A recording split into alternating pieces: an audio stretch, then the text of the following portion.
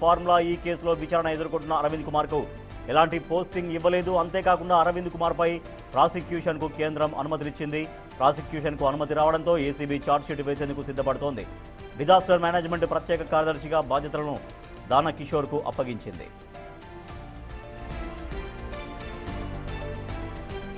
Formula ఈ car రేసులో అరవింద్ కుమార్ ఆరోపణలు ఎదుర్కొంటున్నారు. అరవింద్ కుమార్ను విచారణ చేయాలని రాష్ట్ర ప్రభుత్వం విచారణకు అనుమతి కోరుతూ కేంద్రానికి లేఖ రాసింది.